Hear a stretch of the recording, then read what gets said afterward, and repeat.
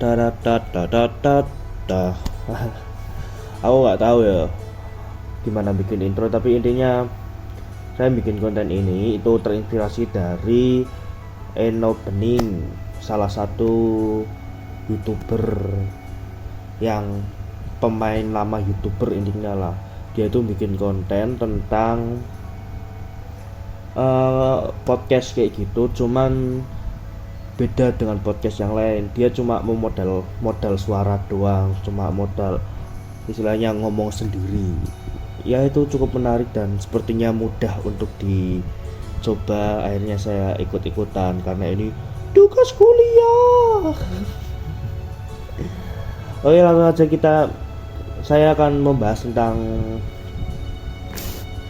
apa? Tentang ya benar, tentang teknologi pendidikan.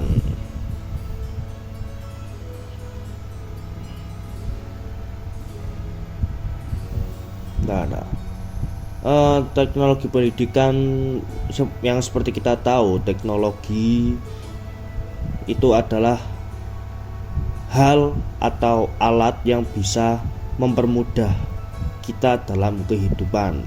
Namun karena di sini kita akan membahas dalam sudut pandang pendidikan, jadi ya yang kita bahas dalam konteks pendidikan.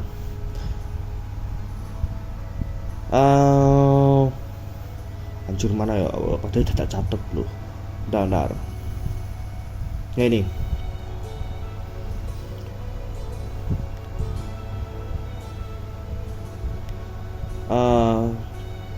Kita akan bertanya, enggak sih, bakal ada pertanyaan, yaitu mengapa sebenarnya teknologi sangat penting dalam dunia pendidikan dan apa dampak positif yang telah terlihat, dan mungkin kita juga akan bahas dampak negatifnya.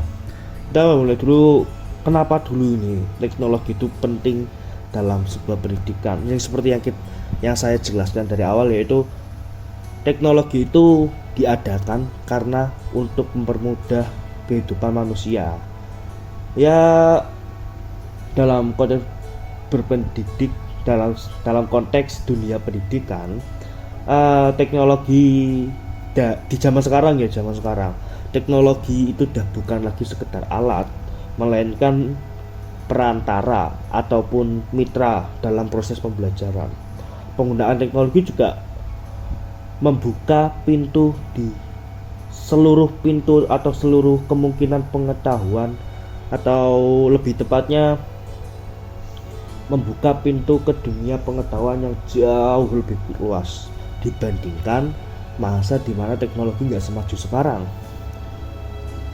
Dan nilai plusnya udah nggak ada batasannya, entah itu batasan ruang apalagi waktu, karena di zaman sekarang itu bener-bener real time. Apapun keadaannya, kalian pasti bisa mendapatkan, entah itu informasi, entah itu pengetahuan, entah itu hiburan. Intinya aksesnya itu bakal jauh lebih universal atau lebih general lah, lebih umum ke sumber daya pendidikannya, dalam konteks pendidikan ya. Terus emang dampak positifnya itu apa? Oh jelas, dampak positifnya ya yang seperti kita alami sekarang ini. Ketika kalian ingin mencari sebuah ilmu, itu kalau di zaman dulu tuh mau cari ilmu ya udah bawa bekal, bawa barang-barang, cari guru, berguru di situ. Tapi zaman sekarang jauh lebih dipermudah. Jangankan kita harus menyiapkan bekal makanan, harus menyiapkan pakaian, harus menyiapkan kendaraan, enggak. Di zaman sekarang kita itu cukup menggenggam satu benda, yaitu smartphone. Kita bisa mengakses semua informasi, kita bisa melihat semua referensi, kita bisa membaca semua buku, yang ada di dunia ini di dalam satu genggaman kita, dan itu bisa mendukung pembelajaran secara adaptif dan bisa memotivasi siswa dan mengeksplorasi dan berinovasi. Jadi ketika murid atau ketika manusia di awal-awal kehidupan zaman sekarang itu mereka bisa mengeksplorasi apapun yang ada di dunia ini. Seperti halnya orang yang ingin bernyanyi, tinggal buka YouTube tutorial bernyanyi. Orang ingin belajar editing, tinggal buka YouTube atau tinggal buka Google, semua ada. Jadi kesempatan untuk mengeksplorasi itu jauh lebih mudah dan jauh lebih efektif. Apalagi dalam berinovasi. Ketika dalam berinovasi, tentu di mana informasi dapat dimudahkan, berarti mereka akan jauh lebih berinovasi daripada generasi sebelumnya. Lalu terus ini agak ngeblank ini, maklum saya ngeteknya itu malam-malam, jadi ya. Terus emang contoh teknologi yang mendukung pembelajaran atau mendukung pendidikan terutama di Indonesia banyak.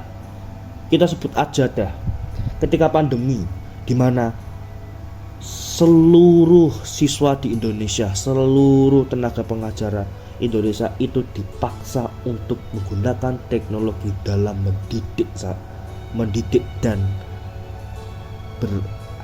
dalam mendidik intinya ya, dalam mendidik, dimana guru-guru yang sialnya itu dia nggak begitu paham tentang teknologi, di guru-guru yang seperti itu juga harus beradaptasi. Dan dampaknya apa? Ya seperti sekarang banyak webinar, banyak seminar online, banyak kelas-kelas online yang mungkin bisa membantu skill para pelajar yang ada di Indonesia ini. Dan pasti teknologi istilah akses ini sangat dibutuhkan untuk masa depan kita yang ya katakanlah indah lah. Oke. Dan aksesnya juga akan jauh lebih mudah. Just katakan saja kita nggak perlu bertemu, tapi kita masih bisa tatap muka dengan menggunakan Google Meet atau Zoom dan lain-lain.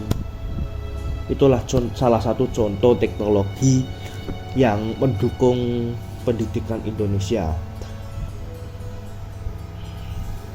Tentu saja kita lanjutkan yang segmen kedua, itu apakah dalam teknologi itu kita bisa interaktif dan kreatif. Tentu. Bahkan yang sering kita lakukan yaitu katakanlah main TikTok. Secara nggak langsung anak dituntut untuk belajar atau kreativitas dengan membuat konten yang dia suka. Secara nggak langsung itu dampak positifnya.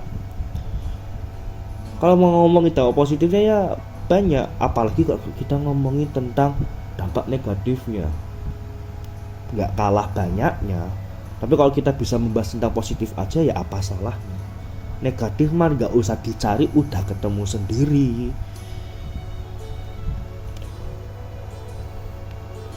Jadi ya gitu. Lalu ada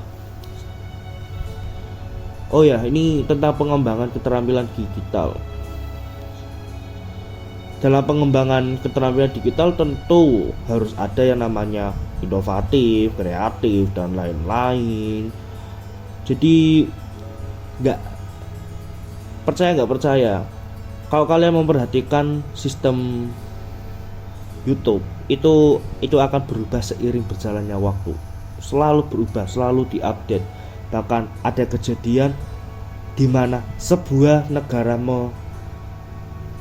meminta peraturan untuk disahkan di YouTube melakukan memukul rata semua negara dengan menerapkan peraturan negara tersebut dan semua negara agar lebih aman dari hal-hal yang buruk.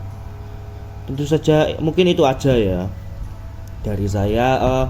Mungkin terima kasih. Kalau emang kalian tertarik dengan video ini, kalian bisa like, subscribe, dan komen. Kalau semua saya ada yang salah, kritik saja. Kita berdiskusi, kita perang argumen di kolom komentar. Jadi gak usah banyak cincong, langsung kalau ada yang mau dikritisi silahkan kritisi di kolom komentar. See you next time. Stay clean and sound. Ntar itu kan opening banget, jadi ya yaudah itu aja. Dadah.